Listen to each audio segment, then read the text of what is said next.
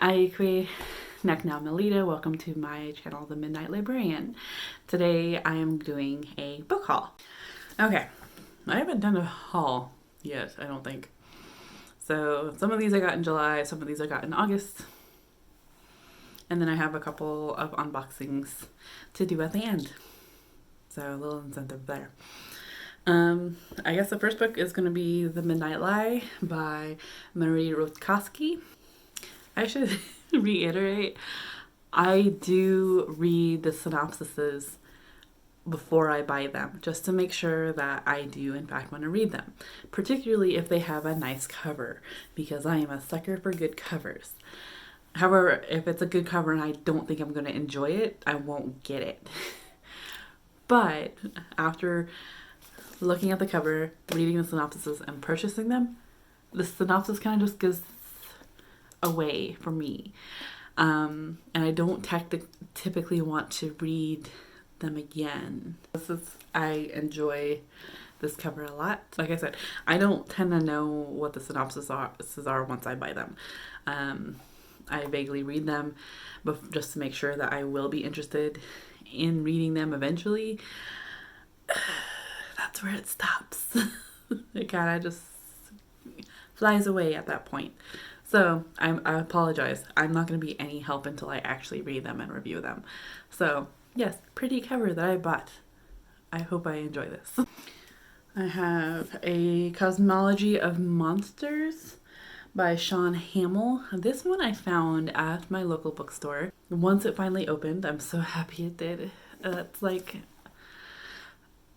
that has been my self-care, is just going with a face mask and wandering the books. Just wandering the books of my local bookstore. I love it.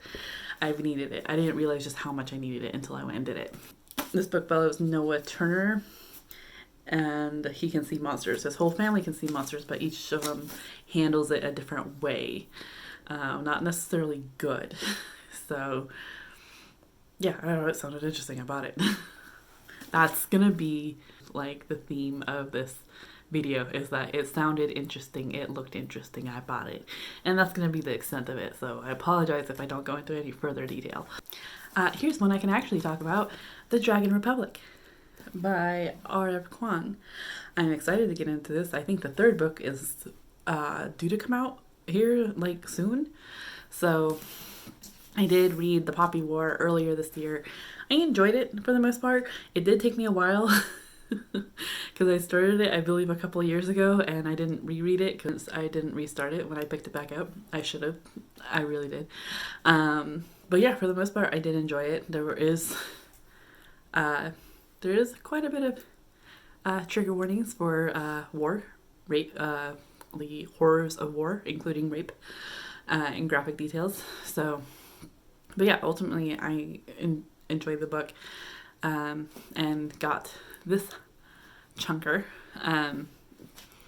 Yeah, I don't read tomes too often, so this intimidates me a little bit, but I'm excited for it. I also am intimidated because even though I'm wearing white, white is not a color I'm comfortable with, or tint, because I am not the most cleanliest person. So, but I'm excited for this. If you don't know what this is about, I won't tell you this because I don't want to spoil it for myself. But the Poppy War is essentially following Rin. Basically, her life is pretty shitty. She is due to marry someone and get him addicted to opium so that her aunt and uncle, who's been raising her, can get money because they're opium dealers. So instead of doing that, she studies really hard and gets into a military academy, and basically is finding out how to unlocking powers from the gods. So I'm excited to get into this eventually. Let's see, this one is a field guide to climate anxiety, how to keep your cool on a warming planet. Yeah. By Sarah Jacquette Ray. This is a nonfiction, and basically, one thing about nonfiction is they're their titles are pretty self-explanatory of the book. Again, found this at my local bookshop. I love being able to do that. I also wanted to get more into nonfictions. I'm pretty good at reading at least one to two a month. I want to continue that habit, and as well as kind of expand. I'm still trying to figure out what my niche is for nonfiction. So, and this one in particular feels like it's something I need. Next, I have The Last True Poets of the Sea by Julia Drake. I've heard a couple booktubers talk about this. I'm really enjoying it. I particularly love the cover. I think it has to deal with the main character's brother attempts suicide, and she ends up going out and partying with all the wrong people. So while Sam's in treatment, her family sends Violet off to, I don't know, it sounds really interesting. Usually if a book revolves around suicide somehow or has some mention of suicide, then I'm very interested in reading it. Race to the Sun by Rebecca Roanhorse. I have read Roanhorse's other book, Trail of Lightning. I enjoyed it by the end of it, but it wasn't necessarily high on my list it wasn't necessarily highly rated for me. I want to read more of her work, see if there's something that I can come to love from her work. Like I said, I wasn't too big of a fan of Trail of Lightning. It just didn't mesh well with me, but I'm hoping that I can give this a shot. I've been hearing good things about this one, and I can't wait to get into it, and that's The Vanishing Half by Britt Bennett. This is about identical twins, who I guess are passably white. However, most of their life they've been identical until 16 when they run away. And one embraces her blackness and the other tries to pass for white. And that's where their stories completely differ and their lives change.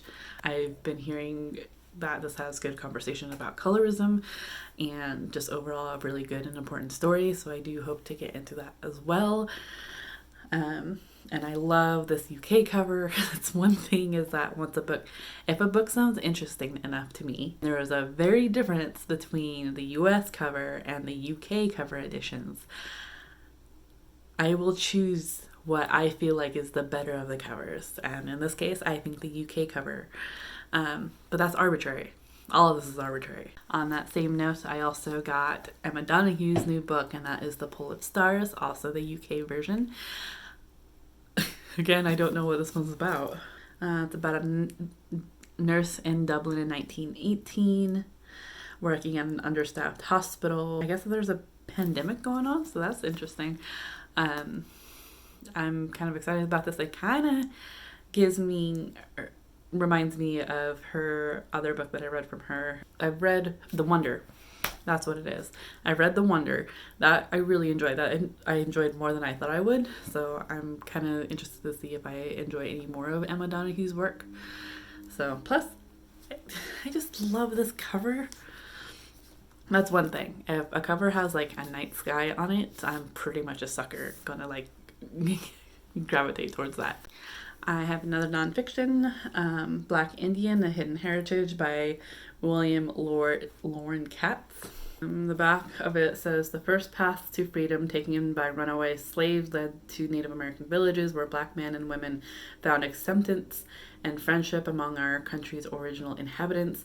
And though they are rarely mentioned in textbooks and movies, the children of Native and African American marriages helped to shape the early days of the fur trade, added a new dimension to frontier diplomacy, and made a daring contribution to the fight for American liberty.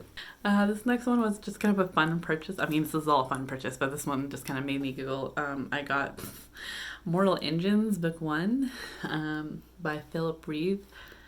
We watched the movie a year or two ago, back before the pandemic. It feels like longer than that, but I remember it was one of the first times like my dad's wife went to the movies with my brother and I, and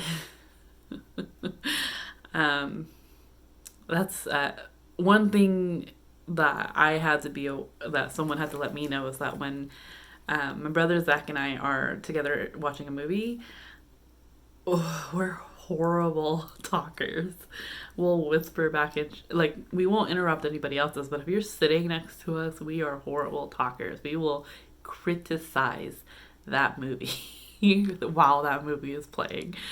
I found that my boyfriend, like my partner, ended up having to point out that I'm not nearly as bad when he and I are watching movies. But when Zach's suddenly there watching with me, I am terrible at criticizing. So I remember this one in particular, while watching Mortal Engines, Zach and I were criticizing it. Not that I've read this book before, didn't know it was a book. There were some aspects of the movie that were really cool. I love the visual aspects. There were just certain plot points that I'm like, wait, what? So the visual aspects were really interesting though. And I think that I wanted to try giving the series a try to see if the plot points were a little better, as I feel like they tend to be. So the next book I got was a gift from Eliza, from Eliza's Reading, from HarperCollins. Thank you so much. And that is Empire of the Wild by Sherry Dimeline. This is an Indigenous thriller, also own voices. This is Matisse. Of course, I'm excited for all these books, but for some reason, this one in particular, I was really excited to get. And that is The City We Became by N.K. Jemisin. I was like biting at the bit to get this, and finally snagged it from my local bookshop. I'm so happy. So N.K. Jemisin has become really popular on BookTube. I have not read any of their works, mostly because I feel like the one in particular that everyone is really hyping up is kind of high fantasy. I feel like, I don't know, maybe that's just me assuming, and I'm sorry if I got that wrong, but when it comes to like higher fantasy, I tend to be afraid to get into it because I feel like I'm not smart enough for it. I don't know. But this one in particular sounded really interesting. This one follows cities as they have personalities. Like the embodiment of the city is, there's people that is like the embodiment of these cities. Specifically like New York City and its boroughs. So like Manhattan is a person. Boston? No. The Bronx, sorry. Obviously. The Bronx and Brooklyn, and it sounds really entertaining. I'm really excited to get into this. Okay, so this next book that I got was actually gifted to me, and I'm going to try to explain something. Oh, let me just talk about the book. Okay, so I was gifted The Only Good Indians by Stephen Graham Jones. This is a horror, an Indigenous horror, which is fantastic. I've read Stephen Graham Jones before. I read Mapping the Interior, which was a little creepy. It wasn't quite there for me, so I have higher hopes for this. I am really excited about it. Basically, some Blackfeet men end up going hunting on a land that they shouldn't have been hunting on, and in turn are getting hunted. So it has some creepy elements, it has some spiritual elements. It's really exciting. Now, I want to talk about something. This book was gifted to me, as I said. I am not going to name the gifter. Because the reasoning for me getting this gift was fairly interesting and a learning aspect that I'd like to reiterate here. So, this book had some controversy before it even got published. Not the book in general, like not the book itself, but the book in general. So the arcs of this book was given to popular white reviewers. That's unfortunate. Not that white reviewers don't deserve getting books. I'm not saying that. What's unfortunate is that these white reviewers may not understand the indigenous points in this book, which is what happened. This book was getting low ratings because white reviewers didn't get it. They didn't understand the story. They don't understand the context. They don't understand the culture. And that's really unfortunate. So it's unfortunate that publishers don't see that when it comes to own voice reviews. I hesitate to say that because Indigenous people are not monolithic. I'm a Yurok tribal member. I do things differently than the Blackfeet Nation. I would... Yurok tribe does some things differently than the Hoopa tribe or the Creek tribe, and they're neighbors. So I would hesitate to say in like own voices reviewers. However, we kind of use that as an umbrella term. This arc should have gone to Indigenous reviewers who would have understood the book better. So there's that. Now, one of these white reviewers who got this arc posted a photo of this, and I'm not going to name them. I'm just trying to do this as an educational purpose. I don't want to necessarily call them out again. They've been called out, but I also don't want to promote them either. So if you know, you know. That's all I have to say.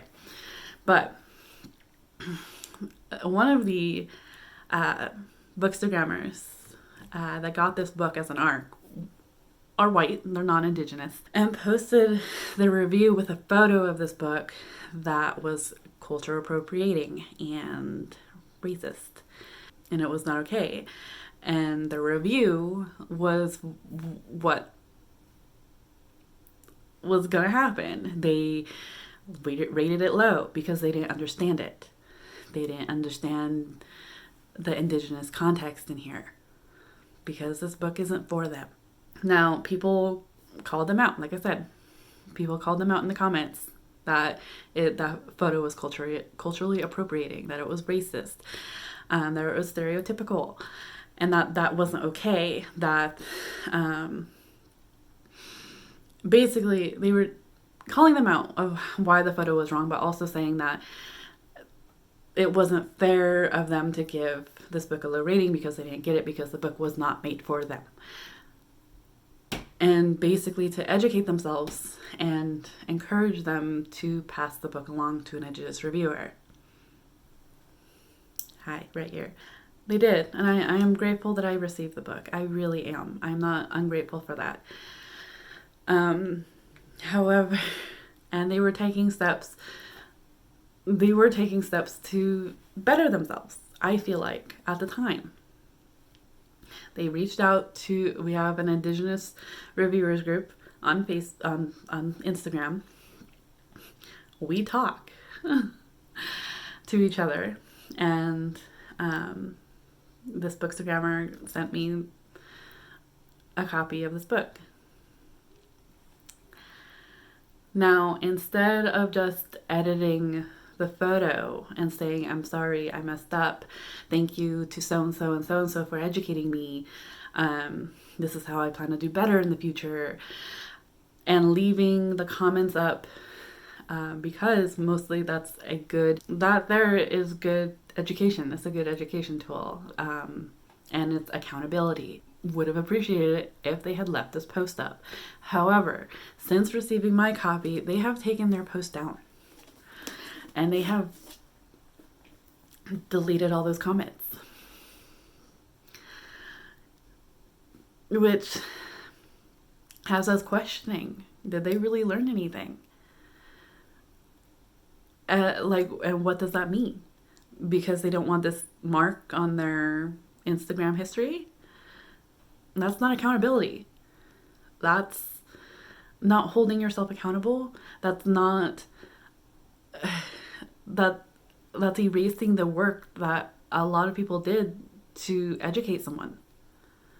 That's not okay. Then this bookstagrammer proceeded to say that they were upset that people called them out in the comments. That if you're going to call them out, do it in the DMs.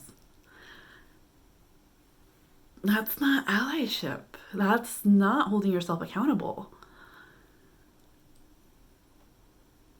Allyship shouldn't come with strings attached. So I'm not going to say the name of this bookstagrammer. They had a chance to learn. They had a chance to educate themselves. They had people educating them.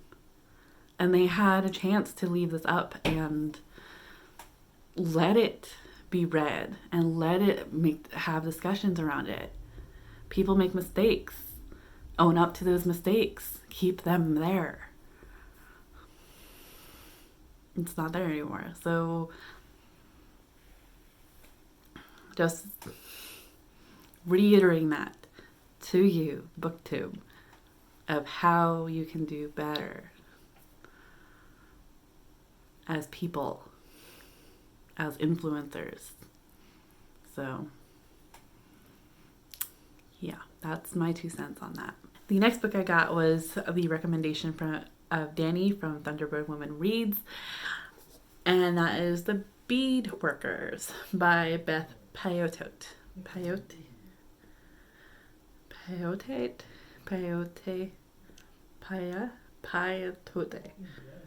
I apologize if I completely just did terrible work on that. But from what I understand, this is Beth's works of short stories of unifying themes, strength of kinship, impulsive longing, and language of return. That's all I really need to know about it. Danny recommended it and I bought it. That's, yeah. Also, gorgeous cover that is completely beaded. Love it. So this next one, I don't know if I'm allowed to say. I don't know. It's the name of the book, okay? It's Cunt by Inga Muscio.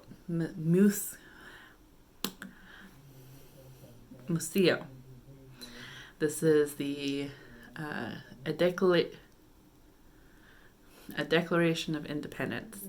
Basically, this is the history of the word. This has been blurred by Joan Jett and Margaret Cho. Yeah, no, it's also love the cover.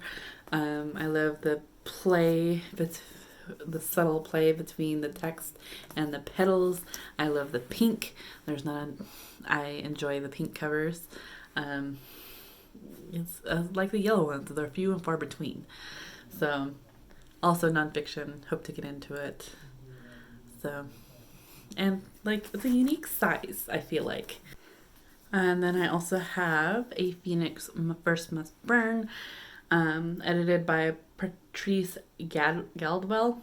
And this is 16 stories of Black girl magic, resistance, and hope. I love this cover. It is gorgeous. It is even more gorgeous in person. And yeah, it's fantasy, sci-fi, magic combined in this powerful volume of spellbinding narratives. That's all I really... Elizabeth Acevedo writes for this.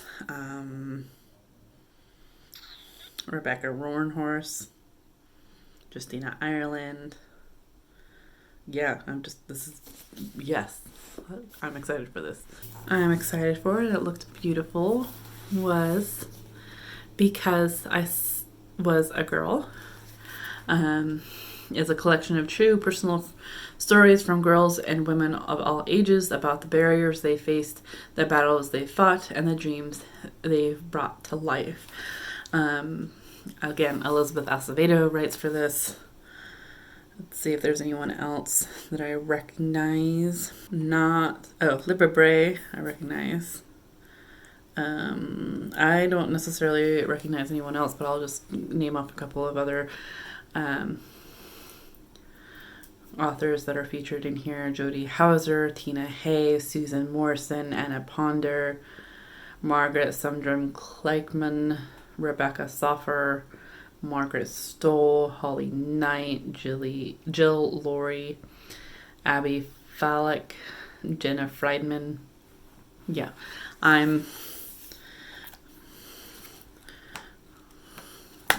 I think this will be a good read. Alright, so I got a package in the mail. I don't know what this is. This is from Simon & Schuster. So thank you. I'm trying to open it without showing you my address.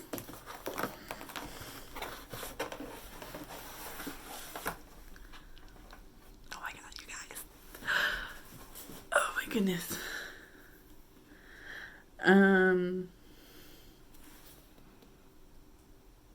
You guys. my goodness. Oh my goodness. This is gorgeous. So, thank you, Simon and Schuster, for Black Sun by Rebecca Roanhurst. This doesn't come out until October 13th. Oh my god. Is it? It smells so good. This is an ARC. Obviously, I am super excited about it. Oh my god. I just can't right now. Oh my god. So, I do have to say though, the reason why I got this is because I originally had signed up for Hear Our Voices, which is a book, which is a group, a company that connects publishers and authors with reviewers, and particularly own voice reviewers. So we were going to do a book tour in particular for Rebecca Roanhurst's Black Sun, and I was originally going to make a book review on this book as video, or yeah. Oh jeez, that was all the books I fell. So I was originally going to do that for the book tour. That's basically all I was going to do for it, mostly because this would have been my first book tour. And I was excited about it, but there was just a couple of things that were a bit troubling. There wasn't clear communication between the publisher and Hear Our Voices and Hear Our Voices to the reviewers. Yeah, so unfortunately I don't know if the book tour is still happening. I still hope to post a video reviewing this book on the day of its release, because I can't get over this this cover. It is freaking gorgeous. A god will return when the earth and sky converge under the black sun. The winter solstice is usually a time of celebration and renewal in the city of Toba. I think this is like a pre-colonial America story, which I'm excited for. It'll be interesting to read. I cannot get over that cover. Some issues that we were kind of having, so a lot of us ended up backing out of it. I wish Hear Our Voices nothing but the best, and I hope that they continue to grow and do what they do. Okay, so just as a reminder, like, I got all these books like July, August, and so 1, 2, 3, 4, 5, 6, 7, I think even some of them in June, honestly.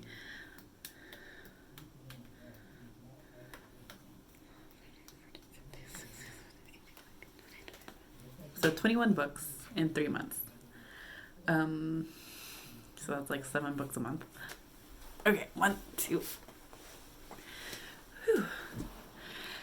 Holy cow. Okay, this hurts. Whew. So that was heavy. Okay, so that is my book haul. If you enjoyed me, if you enjoyed my content, please click the like button. Click the like button, hit subscribe if you want to see some more of me, more of my content. We are still fighting social injustice. Please, please, please sign petitions, share with people. This shouldn't still be happening.